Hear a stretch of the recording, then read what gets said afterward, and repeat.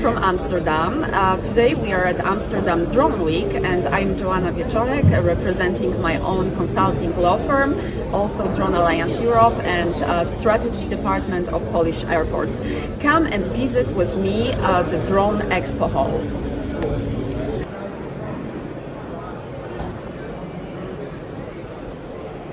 Hey everybody, Dawn Zoldai here. We are live at the full crew, the Amsterdam Drone Week, and sponsored by TruWeather Solutions. Don Bershoff is here, as usual. Don, I know everybody knows you, but anyway, just tell them who you are for those like two people that don't. All right, well, I'm Don Bershoff, the CEO of TruWeather Solutions, weather data analytics company supporting low altitude operations for drones and air taxis. All right, so why are you here in Amsterdam? Well, there's weather here. You know, I know there's weather. We went to dinner. Wherever there's weather, that's the best for my business, right? If I go to the desert, then I'm not going to sell anything. That's right. Well, there's weather in the desert too. You know that. Well, I know, but people think there isn't, but we know there is. There is. That's and right. Honestly, the weather here has been not so awesome, honestly. That's right. We turned a corner and we went to dinner, and he's like, "Hey, if I had a drone, look at the wind shear right here." I'm like, he never rests, never rests. Well, Don, what are you seeing here? Because you've been here before, right? At Yes. Amsterdam Drone Week. By the way, everybody, this is the 5th anniversary of this show. They're really focused on advanced air mobility this year. What are you seeing or hearing that's kind of new or different this year?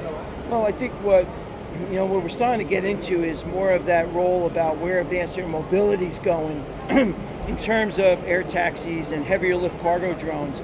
I've heard a lot of discussion about the heavier lift cargo drones that are starting to get certified, and what is that going to mean for moving heavier cargo? And then of course we are starting to see the beginning of some companies announcing that they'll be flying some air taxis in some places in 2025. Obviously they won't be scaled, but they will be out there demonstrating and doing some business. I'll be going to the Middle East next week. I'm going to be going to DriftX for DriftX out in Abu Dhabi, which again, Archer and Joby are starting to talk about flying out in the between Abu Dhabi and Dubai.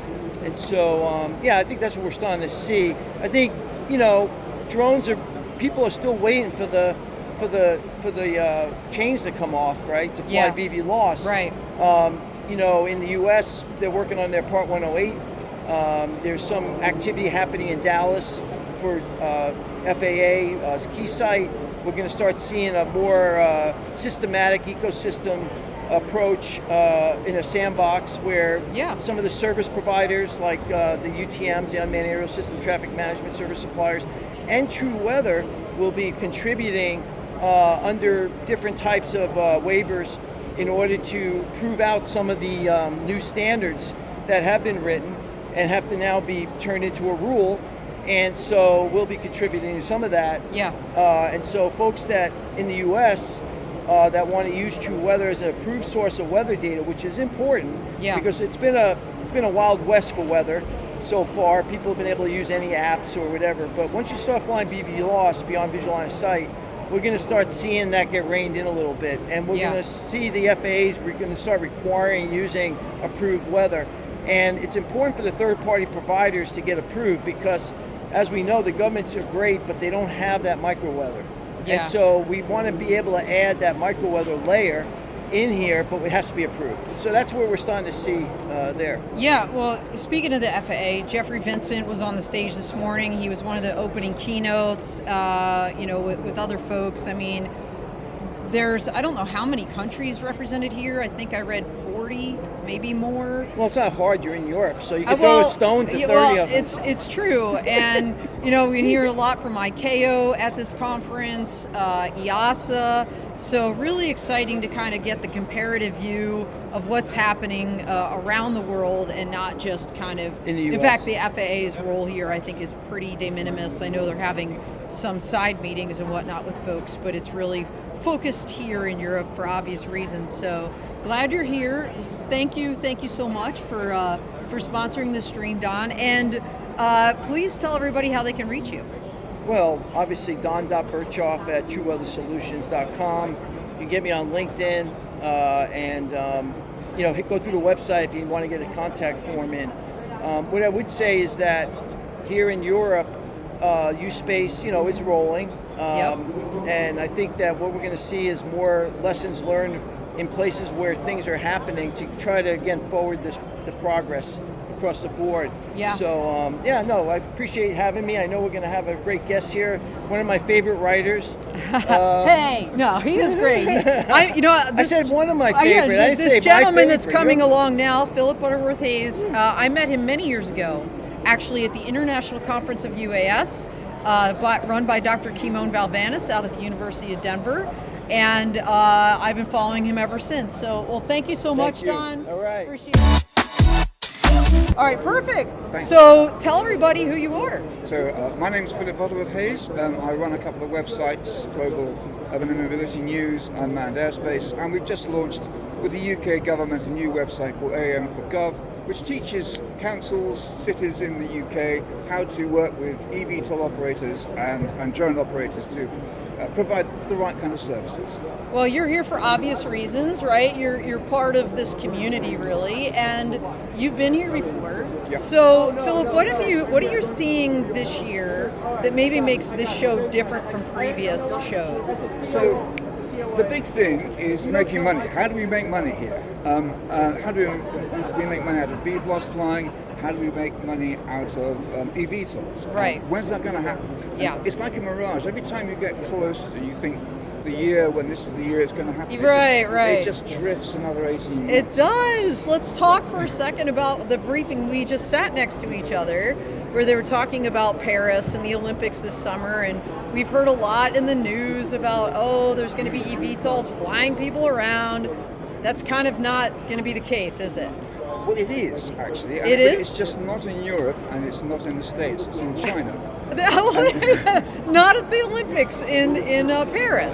No, we're having operational validations of an emergency sort of management system there, which isn't quite the same thing as flying commercial passengers, which is what we thought it was going to be. Exactly, and it just, like you said, it keeps slipping and slipping, and they're talking about this operational validation, a type certification, and then maybe towards the end of the year, kind of developing that business use case. So what is happening is quite interesting. We have parts of the world which are going to adopt the Chinese system at the same time as adopting the FAA and the EASA system. So the world is going to have these two regulatory systems, which is going to be great fun and fantastic for the lawyers. Yeah. But you're also starting to see ecosystems developing, especially in the ports of Northern Europe, where you don't have to necessarily pay too much attention to the national regulations, because you can develop your own rules within your own port, for example. Right. So we're starting to see that happen, which in a way is good, because it means that we're starting to see sort of multiple drone operations working in the same airspace. But what it does mean is that every single of these ecosystems is different. Which for the industry is a problem, because they're going to have to adapt. And what we should have is a single market with a single set of procedures. So we're at this kind of confusing stage at the moment when nobody's quite sure, in Europe, for example, when the first UTM service provider is going to be regulated and certified. So, as I said, the closer we get to the operational date that everybody thought it was going to be, the further away we are. Yeah, no, I think that's really true. And if there's one word that I keep hearing a lot, it's harmonization. This idea that we kind of all need to be singing from the same song sheet, and we're not. And what does that framework look like? And in fact, I think you were there this morning, right, Philip, when ICAO said, they're just now putting together an AAM working group for the first time. And then the SARPs, what does that stand for again? The SARP? Standards and something procedures. Anyway, regardless, practice. Yeah. So recommended practices. Yeah, thank you. SARPs. That's like an ICAO thing. So, or is that a JARS thing? I think it's a JAR. It's ICAO. Yeah. Okay, so it's an ICAO SARP, and they basically said, hey, on average, it takes 7 to 8 years to develop one of those. And I was thinking, what? 7 to 8 years? Oh my gosh! We can't wait that long. It's no. And because the business case would just collapse for everybody. So you're getting this pressure now on the regulators. Yes. And the regulators, some of the regulators are kind of adapting to that pressure. Some of them are saying, okay, let's just try a few things. Yeah. Which is why you're starting to get a lot more, say in Germany, for example, there's a lot more leave loss operations taking place in rural areas than people. And you're talking about smaller drones. Yeah. Yeah, not like eVTOLs. No. Yeah. So, Right. so there's lots of stuff happening underneath, but at the same time, Right. if you go to China, then it's just a completely different view. Right. Operations are scaled up, they're more advanced, and of course we're getting autonomy from day one in eVTOLs, which is astounding, really, and kind of 20 years ahead of a lot of places in Europe, for example. So all these things have to be thought about and integrated, and as you said, harmonized. Harmonize. That is the word of the week, I think. All right. So, how do people follow you, and how do they reach you? Very kind of you. Just go to Unmanned Airspace or Global Urban Air Mobility News, and we'll be there. Yeah, and I've been following this guy for a while, so I appreciate it. It's great to see you Thank you. again. Thank you very much indeed. And he's It's going to be great on our show. full crew, what, in May for the I think eVTOL? it is. Yeah. All right. looking forward to that. So check that out in May. We've got one of several experts going to be on that panel. So Great. thanks Phil. again. We've got Alon How are you? Abelson. Hey. Alon is from Highlander. 2 words. Okay, Two separate. and 2 separate words, and doing incredible things in the UTM space. First time I met Alon was actually virtually. I was on a stage in Las Vegas on Lady Gaga's stage at the Dolby Theater live, and I was flying a drone from that stage in Tel Aviv, Israel. You want on to tell it- him how it ended? Yeah, go ahead, please tell. No, she crashed. No, I did No, not. no. I did not. She I was did a like, perfect the job. whole time I'm like, am I going to get in trouble for this? Because I wasn't a Part 107 pilot yet, and I'm like flying, this international flight essentially. But Alon, first of all, let's tell everybody who you are and a little bit about your background. Okay, great. So, hi everyone. My name is Alon Abelson. I'm the CEO and co-founder at Highlander. Relevant background is coming with more than 25 years as an air traffic controller. So I'm very familiar with the manned and unmanned aviation, especially from the controlling the airspace and managing the airspace. Highlander specialized in 2 main segments. One of them is the Orion Drone Fleet Management Solution. That this is the same system that you used on the stage on Right. Vegas. Yes. This is the Orion. The second one is a Vega UTM that mainly responsible to manage the airspace, especially for national needs. So we are developing both of them, and I think this is the main advantage that we're coming from the understanding of the aviation, from the regulation aspect, but at the same time to give system that helping the end customer to operate safely and actually with more efficiency when he's using the system. Absolutely. Now, obviously, you're global. You're here. You work with my buddies at Speedbird Aero, and you're working in Singapore with them, Yeah, with and engineering and other companies. yeah, and where else? There's another country, another So area. we are operating in the UAE and operating in Italy, in south of Italy, and also in Israel and in Canada. So yeah, we are working globally.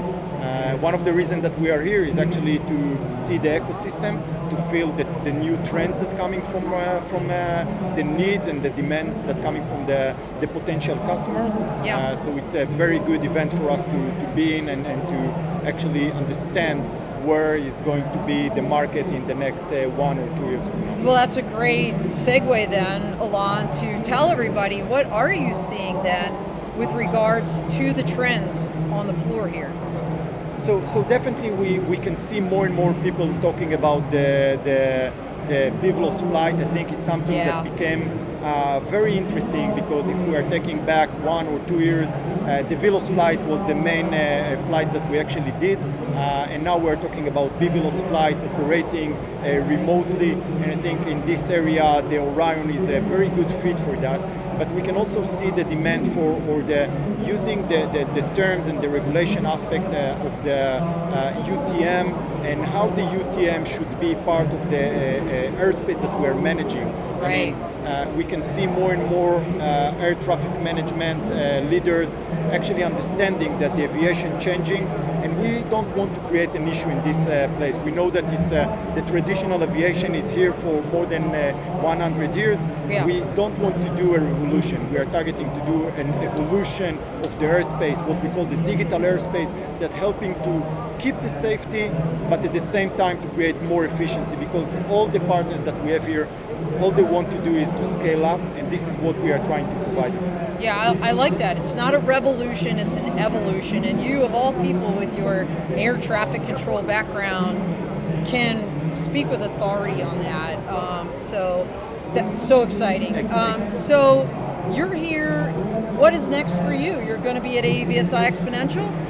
By the way, no, I'm jumping with the Dawn to Driftix next week, so I need to be there. You're going to be in Abu Dhabi. Yeah, exactly. So we are going to be there, and then we are continue to another event. So all the time moving and changing places. But you know, this is the global approach that we currently have. But I think you are going to be tomorrow, and you are going to fly with us again. I am. Okay, so this is the ticket. By the way, we gave you a business. Okay, business class, so you are going to fly remotely at 2 p.m. Okay, we're going to take movies of that and show you guys this too. So and safe flight. Oh, that's amazing. Thank you so much. It's great to see you. Thank you. All right, have a great show. Thank you. I'll see you tomorrow, for sure. All right, everybody. Good to see you. We are out here.